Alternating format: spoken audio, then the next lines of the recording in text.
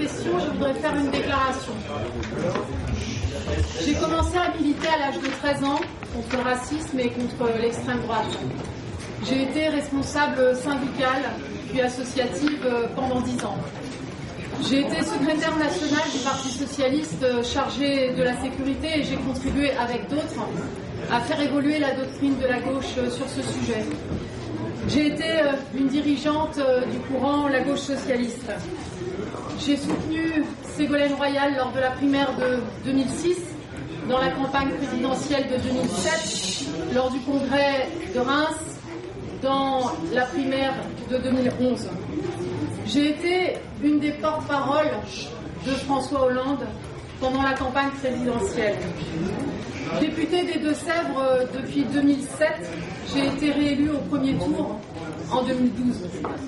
J'ai été nommée ministre déléguée auprès de Christiane Taubira, puis Jean-Marc Ayrault m'a proposé de devenir ministre de plein exercice chargé de l'écologie, du développement durable et de l'énergie. Pendant toutes ces années, je n'ai jamais été prise en défaut de loyauté envers mon camp. Et notamment dans la période la plus récente, où j'avais en charge des sujets tels que la sûreté nucléaire, les risques technologiques ou le prix de l'énergie et bien d'autres dossiers particulièrement exposés. Je n'ai jamais commis la moindre bourde ou fait le moindre couac. J'ai le sens de l'État et le sens des responsabilités. On me l'a d'ailleurs reproché. Je n'ai commis mardi matin ni une erreur, ni une faute. Je n'ai pas davantage manqué à la solidarité gouvernementale. Je me suis parfaitement conformée à la charte de déontologie que j'ai signée lors du premier Conseil des ministres du nouveau quinquennat. Cette charte prévoit la collégialité. Il n'y a pas eu de débat collégial au sein du gouvernement sur les arbitrages budgétaires, comme il n'y en a plus dans d'autres sujets. Je veux rétablir cette vérité. En aucun cas, je n'ai manqué à la solidarité gouvernementale, y compris sur le cœur de cette solidarité qui est le budget. J'ai, en des termes francs, mais mesurés et responsables, ouvert un débat politique nécessaire. Car ce budget marque un tournant par rapport à la volonté de mener à bien la transition écologique. Je n'ai pas accepté ce tournant en silence et j'ai fait 3 demandes précises. Que le budget de l'ADEME ne soit pas amputé de 80 millions d'euros et d'une réduction de 14,6% quand la règle fixée par le Premier ministre pour tous les opérateurs, c'est moins 10%. Que la moitié des investissements d'avenir soient consacrés à la transition énergétique. Que la fiscalité verte serve à financer l'écologie et ne soit pas synonyme d'un nouvel impôt de l'austérité qui frapperait les plus modestes. Ma conviction, c'est que si tout était clair dans ce qui a conduit à ma mise à l'écart, ces demandes n'auraient pas été considérées comme déraisonnables. Ce n'était pas hors de notre portée en termes de choix politiques dans le respect du désendettement qui a été décidé. Que l'écologie soit soumise à des restrictions budgétaires parce qu'il faut désendetter la France, je l'assume et je l'ai assumé dans le projet de loi de finances en 2013. Mes demandes budgétaires pour 2014, pour celles qui n'ont pas été réglées directement avec Bernard Cazeneuve, sont remontées à l'arbitrage du Premier ministre qui a décidé. Le Premier ministre, cette année, a décidé de changer de méthode en faisant les arbitrages sans discussion directe avec les ministres concernés. Quelque chose a changé dans le fonctionnement gouvernemental. Mon éviction est aussi un message à mes ex-collègues pour leur dire que c'est fini la collégialité au sein du gouvernement. La forme et le fond se rejoignent, car d'autres éléments ont exacerbé la crispation du Premier ministre à mon égard. Parce que je suis fidèle à nos engagements et à mes convictions depuis plusieurs mois, Certaines puissances économiques n'acceptaient pas le niveau d'ambition que je fixais pour la transition énergétique. Ce combat s'est cristallisé notamment sur la question des gaz de schiste et plus discrètement sur la réduction de la part du nucléaire en France. Ces forces dont je parle ne se sont pas cachées de vouloir ma tête. Mais si le gouvernement avait été solidaire, elle n'y serait pas parvenue. Est-il normal que le patron de l'entreprise Vallourec, directement intéressé par l'exploitation des gaz de schiste, ait pu annoncer ma marginalisation des semaines à l'avance devant des responsables de son entreprise aux États-Unis? Que le patron de Vallourec dise que je suis un désastre parce que je fais rempart au gaz de schiste et que je veux réduire la part du nucléaire, c'est une chose. Qu'il annonce ma mise à l'écart à l'avance, c'en est une autre. De quelles informations disposait-il pour être si sûr de lui? Est-il normal que des conseillers de Matignon et de l'Élysée me critiquent publiquement dans la presse? Comment se fait-il que le texte de la réponse de la France à la consultation de la Commission européenne sur les gaz de schiste n'était toujours pas déposé auprès de la Commission européenne samedi dernier? C'est sur l'écologie aujourd'hui, en partie, que se concentre l'affrontement avec le monde de la finance et avec la politique d'austérité. Mon constat, c'est que sans une société mobilisée, le changement ne sera pas possible. Les forces opposées au changement sont puissantes. Le moment est venu de se mobiliser pour faire face aux forces financières qui bloquent l'action de la gauche. J'assume donc ma responsabilité d'être une lanceuse d'alerte pour la gauche, pour l'écologie, pour tous ceux qui aspirent à des changements profonds dans notre société. Je ne suis pas une victime. J'aurais voulu continuer le travail que j'avais entrepris depuis 1 an et en voir les résultats. Ce que je n'accepte pas, c'est l'abandon, c'est le fatalisme, c'est le tournant et le renoncement à l'espoir du 6 mai.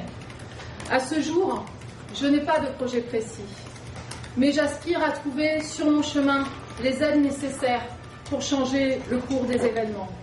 Je reviendrai à l'Assemblée nationale et, fidèle à mes électeurs, je continuerai le combat dans la majorité. Mon engagement pour l'écologie va aussi se poursuivre. J'apporterai mon aide et mon expérience à la Fondation de Nicolas Hulot pour la nature et l'homme.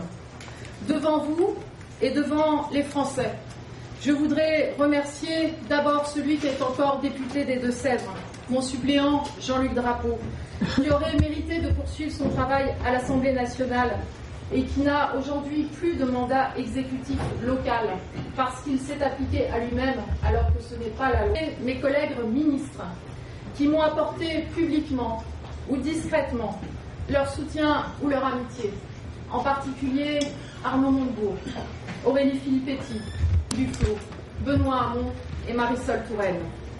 Je veux dire aussi que j'ai été touchée par les milliers de messages qui me sont parvenus de ma circonscription, de toute la France, de tous ceux qui ont compris que ce n'est pas une faute que l'on sanctionnait, mais une résistance que l'on... J'ai évoqué la déception, j'ai évoqué le doute qui existe dans le cœur de l'électorat de gauche et écologiste. L'exercice des responsabilités suppose de faire des compromis. Ce que je n'accepte pas, ce n'est pas de faire des compromis. C'est le tournant de la rigueur qui ne dit pas son nom et qui prépare la marche au pouvoir de l'extrême droite dans notre pays.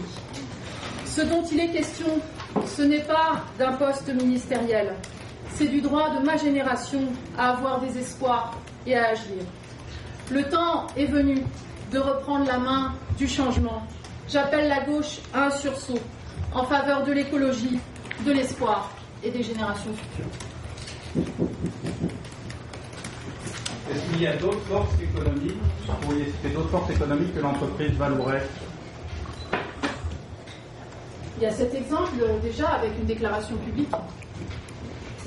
Élise Lucet, France 2, Flash Investigation. Quand vous parlez de ces forces économiques, est-ce que vous pensez que le fait que vous ayez voulu aligner la fiscalité du diesel sur celle de l'essence, par exemple, a pu être une des causes réelles de votre limogeage? Ça fait partie certainement des sujets de tension. je ne peux pas l'affirmer et je ne le pense pas. Je vous dis ça parce qu'Arnaud Montebourg, le 3 mars dernier, je sais que vous avez eu un bras de fer là-dessus, il affirmait attaquer le diesel, c'est attaquer le Made in France. Vous êtes limogé.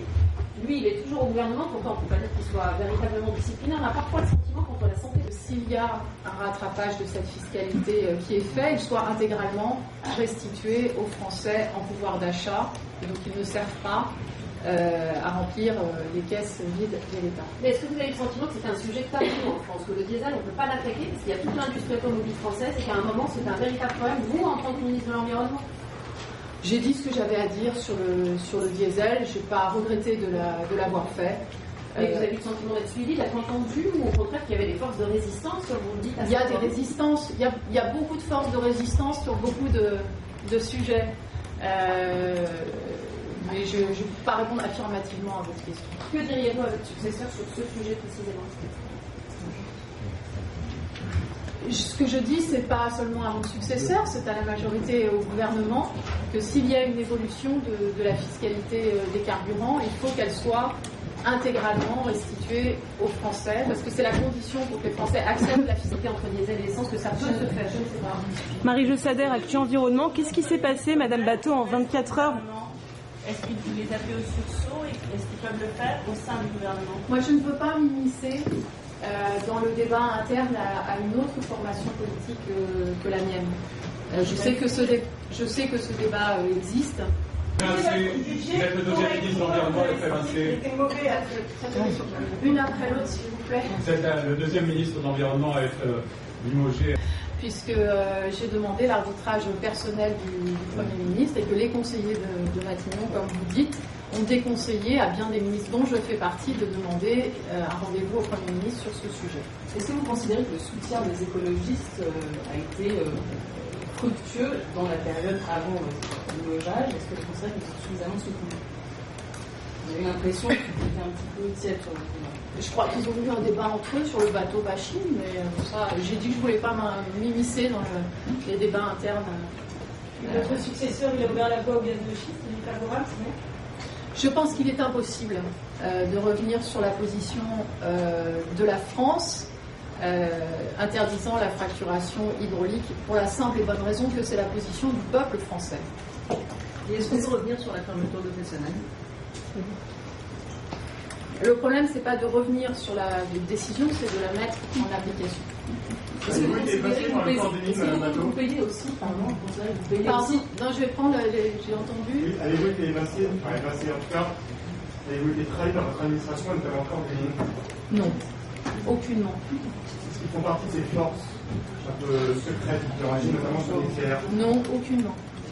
Est-ce que vous considérez que vous payez aussi votre poids politique au sein du gouvernement, votre centre de soutien, votre ex-proximité avec ces gouvernements modales?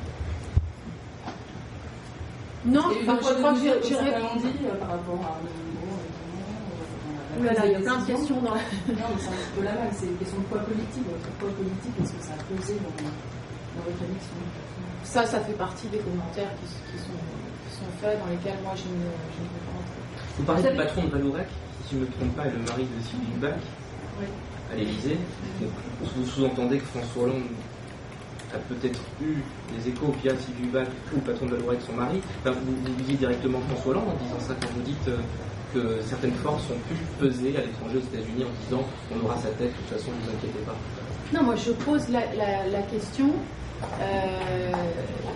Il n'a pas dit, ce n'est pas ça qui a été dit, tel que c'est rapporté par vous faites la connexion avec François, on a pour je demande qu'est-ce qui permet à un patron, en l'occurrence dans une réunion aux États-Unis, d'affirmer avec certitude que la ministre de l'écologie va être marginalisée. Il était bien informé par son épouse, qui était informé par le président, c'est ça que vous sous-entendez? Je pose la question. Moi, j'ai aucun élément pour apporter la réponse. Est-ce qu'il y a un conflit d'intérêts? Je ne sais pas. On est combien de pourquoi vous êtes aussi sûr d'avoir été gagnante? J'ai répondu En écoutant votre propos liminaire, on a le sentiment que vous pensez aujourd'hui que les lobbies industriels ont plus de poids en France qu'un ministre de l'écologie comme vous. Est-ce que c'est le cas? Est-ce que c'est votre sentiment profond? je pense que je l'ai dit, il y a des résistances considérables au changement qu'il faut affronter et que la gauche ne peut pas affronter sans une société mobilisée, sans une combativité sur son projet de transformation sociale. Quand vous dites considérable, essayez de nous dire, en tant que ministre de l'écologie, vous avez subi des pressions, vous avez senti les pressions des industriels. Moi, je pense notamment au monde du diesel, mais il y en a d'autres. Est-ce que vous avez réellement senti des pressions du monde industriel par rapport à votre travail de ministre de l'écologie? Oui, évidemment, c'est un ministère, je pense que tous ceux qui sont passés par ce ministère vous diront que c'est un ministère très exposé à l'action des lobbies. Voilà, en même temps, je ne sais plus où, j'ai vu que j'avais la nuque raide, donc ça ne m'a pas impressionné, si c'est ça votre question. En septembre 2012, vous avez pris une circulaire qui renforçait les conditions de fracturation hydraulique. C'est une circulaire qui était jugée, paraît-il, à Matignon comme un excès de zèle par rapport à la loi du 13 juillet qui existait déjà et qui aurait donné des remontrances de la part de Jean-Marc Ayrault. Est-ce que c'est clair? Jean-Marc Ayrault ne m'a jamais fait de remontrance sur cette circulaire, en tout cas directement. Cette circulaire a été prise suite à la conférence environnementale parce que nous avions des doutes ou des questionnements émanant d'un certain nombre de citoyens sur ce qui était en cours dans un certain nombre de permis qui avaient été déjà délivrés par le passé, permis conventionnels et non pas non conventionnels. Et cette circulaire visait à donner à l'administration tous les moyens pour procéder au contrôle nécessaire, comme on dit, sur pièce et sur place, pour s'assurer que nulle part en France pouvait être utilisé de la fracturation hydraulique. Ça a provoqué la colère des industriels. Certainement, mais j'ai pas eu en tout cas de la part du Premier ministre pour répondre à votre question la moindre remarque sur cette circulaire. Vous avez parlé du soutien de plusieurs ministres, publiquement ou discrètement, que vous ont-ils dit? Oui, ou de témoignages d'amitié. Je ne veux pas les engager dans un soutien politique, mais oui, j'ai eu beaucoup de messages de sympathie, et publiquement, et je les en remercie. Est-ce que des forces économiques ont joué sur le cas de Notre-Dame-des-Landes? Et sinon, est-ce que vous assumez votre position sur l'aéroport de Notre-Dame-des-Landes? J'ai dit que j'assumais les responsabilités de l'État. Donc moi, je ne suis pas là aujourd'hui à vouloir réécrire l'histoire. Et par rapport à votre question, j'ai jamais eu une entreprise qui m'ait parlé de ce dossier. Est-ce que sur un point ne serait pas écologique? Ce n'est pas ce que j'ai dit. Je me garderai d'ailleurs de porter un jugement définitif. Mais j'ai évoqué 3 questions précises. Le budget de l'ADEME, les investissements d'avenir, la fiscalité écologique, qui permettront, selon les décisions qui sont prises, de répondre à cette question. C'est pas notre phrase de collégialité au gouvernement? Pourquoi vous nous dites aujourd'hui ça signe la fin de la collégialité dans le gouvernement? Est-ce qu'il y en a eu? Il y en a eu, en tout cas c'est la charte que nous avons signée. Il y en a eu par exemple sur le pacte de compétitivité. J'étais en ce qui me concerne par exemple contre le fait de faire appel à la fiscalité écologique pour financer le CICE. Nous avons pu avoir 2 réunions de ministres où les désaccords ont pu être évoqués, discutés, et ensuite les décisions ont été prises et tous les ministres ont respecté le principe, c'est-à-dire on discute à l'intérieur et on est solidaire. Donc, qu'utiliseriez-vous comme terme pour qualifier votre élection du gouvernement? Limogeage, en essayant de le prononcer d'un coup. La brutalité, la méthode, violence. C'est pas à moi, je pense, d'entrer dans les qualificatifs. Pourquoi ne pas avoir démissionné? Parce que moi, je suis une combattante, je suis une militante, je ne rends pas mon tablier, j'avais pas fini mon travail. J'avais encore des choses à faire, des résultats à obtenir. des grands projets à mener qui sont passionnants, qui sont enthousiasmants. Donc non, c'est... Vous mesuriez le risque quand vous avez fait vos déclarations sur RTL? J'imaginais à aucun moment une réaction qui m'a paru disproportionnée. Que ça puisse m'attirer des remontrances, y compris publiques, peut-être, mais j'imaginais provoquer une discussion. Est-ce que c'était parce qu'il y avait déjà eu des précédents au niveau des tensions entre certains ministres et le Premier ministre, par exemple, ou des déclarations qui avaient pu être faites et qui n'avaient pas eu de conséquences, comme la vôtre? C'est-à-dire que le président de la République est prévenu sur le Il y a un mois sur etc.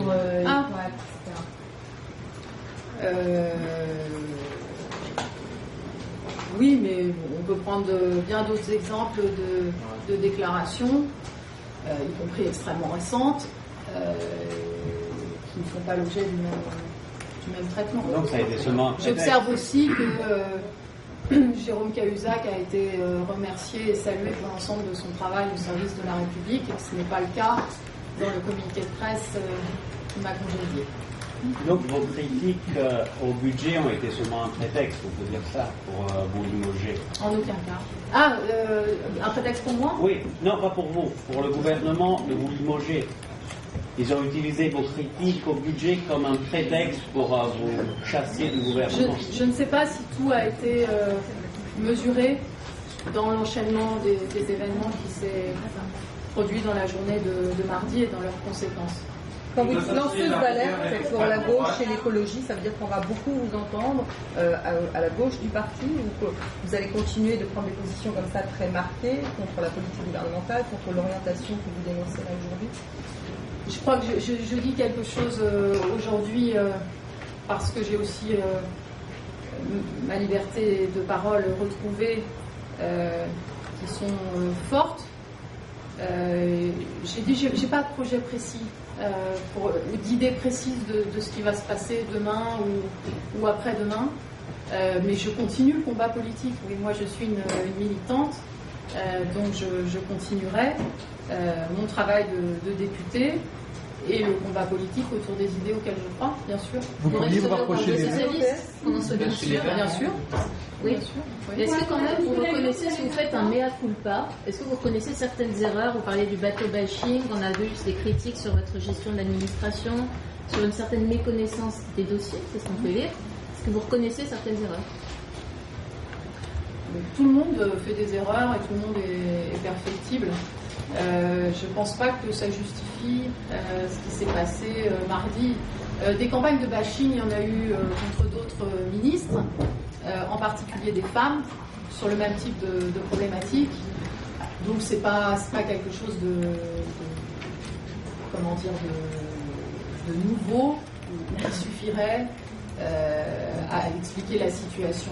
Il faut un petit peu élever le niveau du débat et de la discussion.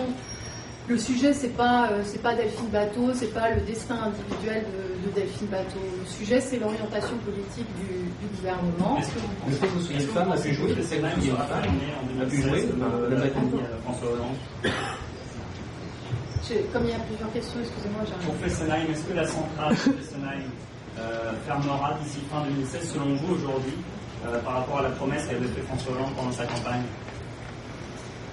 C'est la volonté, en tout cas, que j'ai portée, réitérée, avec énormément d'insistance. Mais la promesse semble de moins en moins tenable, selon certains spécialistes.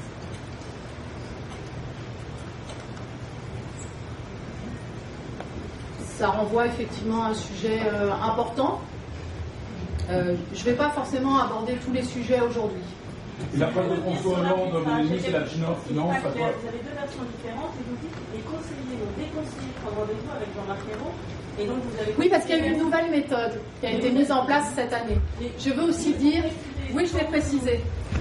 Il y a une nouvelle méthode qui a été... Vous considérez que le budget est arrêté définitif et qu'il n'y a plus rien à discuter à l'intérieur du gouvernement? Pardon? quand vous faites cette déclaration lundi matin en disant que le budget est mauvais, ça veut dire que pour vous, il n'y a plus rien à arbitrer. C'est définitif, le budget ne peut plus être modifié. En fait, la lettre de cadrage a déjà été signée par le Premier ministre. Mais quand nous recevons nos lettres de cadrage, c'est pour ça que ça renvoie à la question de la collégialité.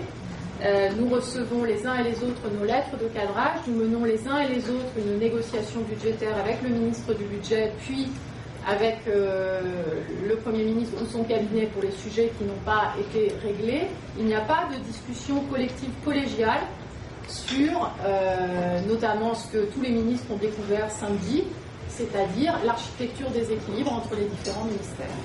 Donc il n'y a plus rien à négocier pour vous. Si, par rapport aux investissements d'avenir, par rapport à la fiscalité écologique et la demande qu'un problème soit réglé sur le budget de l'ADEME. Alors pourquoi vous demandez pas rendez-vous au Premier ministre? Il suffit que les conseillers vous déconseillent de demander rendez-vous et ça s'arrête là. J'imagine qu'il y a d'autres ministres qui ne font pas dessus, ça va être petit quand même. C'était comment dire, une demande suffisamment pressante pour que, au moment où cela s'est produit, c'est-à-dire avant que soit divulguée la hiérarchie des priorités au sein du projet de loi de finances 2013 entre les différents ministères. Est-ce que vous avez excusez-moi, j'ai pas fait une question d'avenir qui vont être annoncées le juillet par le Premier ministre? Est-ce que vous en faisiez un point fort de votre demande? Non, l'enjeu par rapport aux investissements d'avenir, c'est la part qui sera consacrée à la transition énergétique, qui ne peut pas être une part résiduelle ou inférieure. Le héros fait le lit de l'extrême droite. Je n'ai pas formulé ça en ces termes. Je pense que ce qui fait le lit de l'extrême droite, c'est l'absence d'espoir. Je pense que la politique d'austérité en Europe contribue à faire le lit de l'extrême droite. Et qu'il y a là, assurément, un problème majeur. Est-ce que M. Mélenchon peut changer de politique? Est-ce qu'il faut changer de Premier ministre? Ça, c'est une prérogative du président de la République. Est-ce que vous pensez que c'est un bon Premier ministre? J'ai répondu. C'est le président de la République qui choisit. Est-ce que vous considérez que votre limogeage est une décision machiste, comme certains l'ont dit? Est-ce que vous payez pour les corps des hommes? Qu'il y ait toujours un traitement particulier réservé aux femmes dans la vie politique, c'est pas pour moi une découverte. Mais je ne veux pas réduire ce qui s'est passé mardi à cette seule question, parce que je pense que ce serait réducteur par rapport à la réalité des enjeux sous-jacents.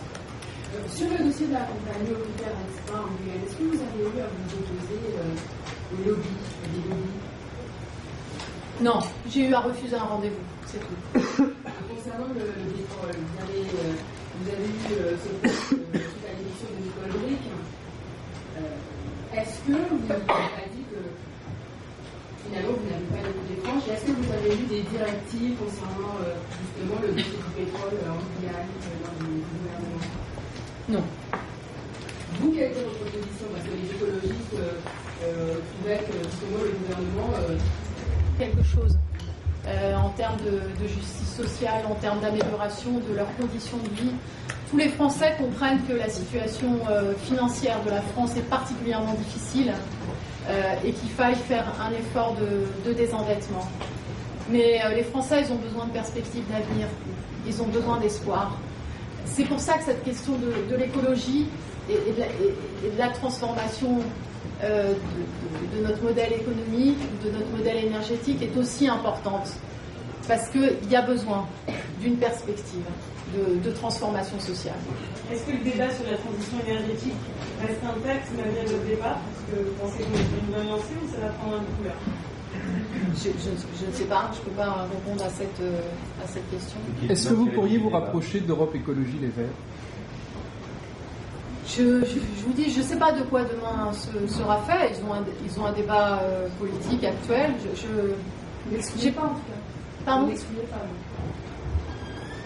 Ils sont un partenaire de la majorité qui, comme le Parti socialiste, a un certain nombre débat, de procédure, je ne sais pas. Parce que vous avez un discours très proche d'eux maintenant. Renoncement, vous parlez de renoncement, vous êtes quasiment dans une opposition de vous, ce gouvernement. Moi, je pense qu'il est important de dire ce que dit aujourd'hui le cœur de l'électorat socialiste. Et ce qu'on entend sur le terrain. Est-ce que vous l'avez dit au président de la République, que vous avez eu un échange avec lui le jour de votre limogeage? Est-ce que ce que vous nous dites aujourd'hui, vous l'avez dit au président de la République? Non, les échanges que j'ai eus, que ce soit avec le président de la République ou avec le Premier ministre, dans la journée de mardi, se sont concentrés sur le fait que je n'allais pas démentir les propos que j'ai tenus, que je n'avais pas à abjurer ce que j'avais dit et que je n'avais pas l'intention de démissionner. Question un peu limitée à dire ça, enfin, vous avez forcément expliqué pourquoi vous ne vouliez pas revenir sur vos propos. Non, honnêtement, la conversation c'est quand même essentiellement concentrée sur cela. La question se pose d'ailleurs de savoir pourquoi, à partir de mes déclarations de mardi matin, qui ne sont pas pire que d'autres déclarations, soit précédentes, soit suivantes, j'ai été placée dans cette situation de devoir soit démentir, soit partir. Et à la dans votre réponse, vous dites la question se pose. Mais j'ai répondu déjà tout à l'heure dans ma réponse. Qu'est-ce que vous reprochez le plus au gouvernement actuel? D'avoir pris un virage autoritaire ou d'avoir pris un virage de droite?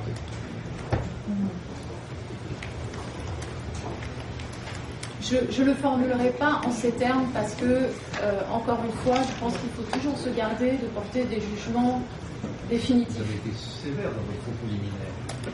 Oui, mais j'assume ce que j'ai dit. Il y a un problème sur le fond, il y a un problème sur la forme. Voilà, donc je ne le dirai pas dans les termes. Partage vos états d'âme au doute de vos critiques. J'en suis sûre. Vous saviez le temps de la faute.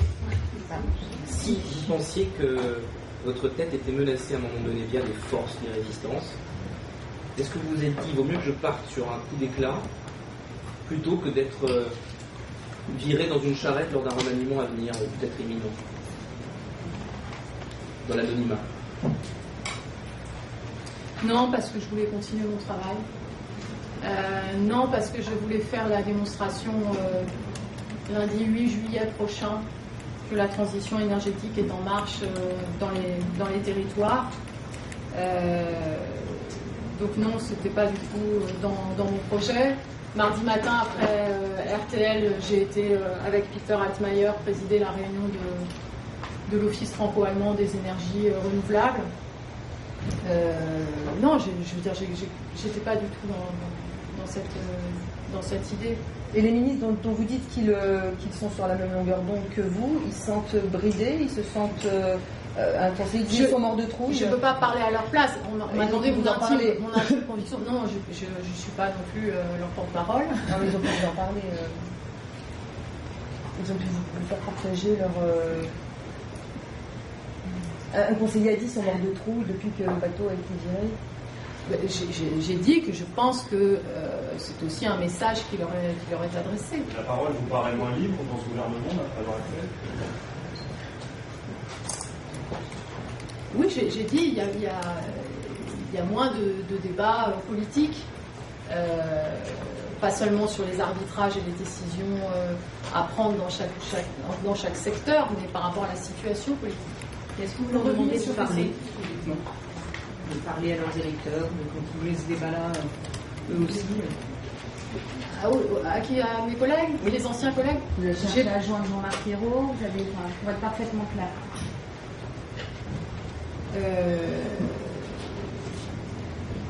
J'ai estimé qu'il fallait qu'il y ait des signaux forts, à défaut que ces arbitrages soient remis en cause, qu'il y ait des signaux forts sur les investissements d'avenir et sur la fiscalité écologique. C'est d'ailleurs ce que j'ai demandé.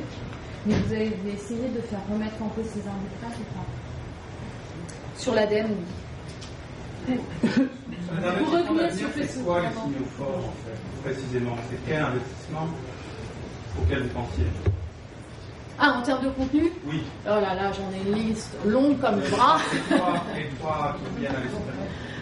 Non, mais écoutez, les deux grandes priorités, c'est la sobriété énergétique et la réduction de la consommation d'énergie, avec un objectif qui fait débat sur la division par 2 de la consommation d'énergie à l'horizon 2050. Et puis ce sont les énergies renouvelables et tout ce qui doit les accompagner, notamment le stockage de l'énergie. Pour revenir sur le ministère du possible, c'est le ministère de l'avenir. C'est parce que ça démontre, en tout cas, le limogeage, le déplacement de Nicole Doric, le vôtre. À chaque fois, ce sont sur des questions qui heurtent la politique économique, qui heurtent la politique des oui, ça, mais même dans le monde économique, pour dire la réalité, les choses sont contrastées. Parce qu'il y a des forces économiques qui ont intérêt à la transition énergétique et à la transition écologique, qui ne se font pas suffisamment entendre, en tout cas moins que d'autres. C'est dommage. Est-ce qu'on peut dire aujourd'hui que le slogan « le changement, c'est maintenant » est un peu moins vrai? Moi, encore une fois, je renonce pas aux idées pour lesquelles je me bats. Donc quand je dis il faut reprendre la main du changement, ça veut dire qu'il ne faut pas rester les bras ballants à considérer que les choses sont pliées. Non. Non. Donc vous pensez pas on est au bout d'un peu plus d'un an du quinquennat. Tout n'est pas joué, tout n'est pas décidé, ce n'est pas vrai. Il y a eu un certain nombre d'élections partielles, il va y avoir des élections, il y a notamment l'échéance des européennes. Il va y avoir un renouvellement de la Commission européenne. Non? Depuis quelques jours, les directeurs de l'EAL, en première partie de réponse, qui aux dernières nouvelles n'étaient pas les autres. Professionnel, question du président de la République. J'ai déjà dit, il y a beaucoup de... Précisément. Non, mais il y a beaucoup de choses qu'on pourra aborder ultérieurement. Pour l'instant, je ne suis pas députée. Il y aura des débats, je pense, dans la majorité. Et après, une fois que les débats ont lieu, il y a une solidarité collective. Et la solidarité collective, elle est possible quand le débat collectif a lieu. C'est uniquement votre budget que vous critiquez, vous avez peut-être regardé aussi le budget d'un ancien collègue ministre. Il y a aussi des choses que vous pouvez... Je ne veux pas m'exprimer à la place des autres membres du gouvernement sur leur budget respectif. Voilà. Personnel, Madame Laclos. Quand vous venez au ministère de l'écologie après l'élection de Nicole Doric sur le sujet du pétrole, qu'est-ce que vous dites? Comment vous pensez qu'est-ce que vous pensez de votre action? Vous dites que vous allez avoir des franges. Qu'est-ce que vous avez pensé à ce moment-là?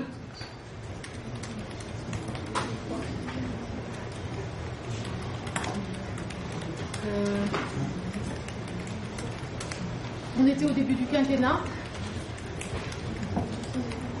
donc j'ai pensé d'abord l'immensité de la tâche et des choses à engager et la possibilité de le faire qui m'était donnée de le faire.